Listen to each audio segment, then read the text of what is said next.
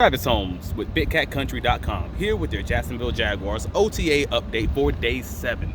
The Jaguars wrapped up the public portions of practices for OTAs at the Miller Electric Center practice fields today, and it was all about defense. If you don't already know, Jarian Jones, the rookie cornerback from FSU, had himself a day.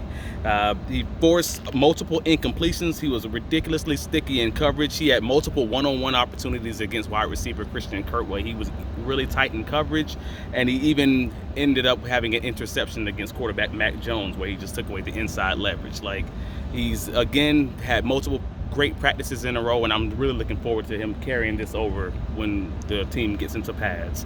As another highlight from the offensive side of the ball, Evan Ingram, he keeps doing it. He just keeps having great days. And again, for the tight end who's already had over 100 catches last year, to continue seeing him stretch the field and be used on the intermediate parts of the field, I'm really excited about what that change means for him. He may not get 100 plus catches, but if he gets 80 plus of them and they're over 20 yards to over 30 yards, I think that's going to be a significantly positive change for him within this offense this upcoming season. BTJ had a pretty quiet day, not a bad day at all. No drops, no miscommunications or anything along those lines. It just wasn't a highlight day for him in that way. Overall, actually, Brendan Strange had a solid day. He just had 3 or 4 catches.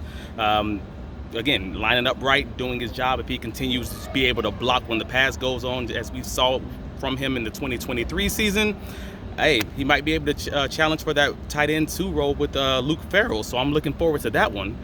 Christian Kirk quietly, weirdly, had 2 touchdowns today. One of them, on the play that he ended up being injured on, so the route combination at least. And it was actually pretty interesting because outside of that, he had like 3 or 4 catches overall, really tight coverage, no drops. That's exactly what you want from your wide receiver number 1, trying to make sure he's on the same page with your quarterback 1. And overall, it's going to be a pretty interesting competition that we've already been talking about as far as that wide receiver 6 role, whether it's Joshua Cephas, Tim Jones, Elijah Cooks. They all had pretty much positives and negatives from the day. Take a look at BigCatCountry.com. We actually have the full write-up talking about the positives and the negatives. I won't get into the small things, but also in addition to that, back on the defensive side of the ball, you had Christian Broswell, who had an interception against C.J. Beathard. You had Trey Flowers, who had multiple really good reps just against a few different receivers. Seth Williams at one point, Elijah Cooks on a few different occasions, and that's a big boy. I think he's like 6'4", 6'3", something along those lines, and he's truly able to show that he's a veteran cornerback, able to kind of move these receivers out of the way. So it's going to be really interesting.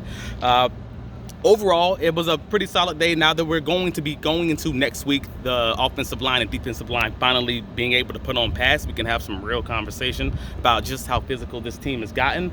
But I'm absolutely looking forward to it. Trevor Lawrence had a very accurate day overall.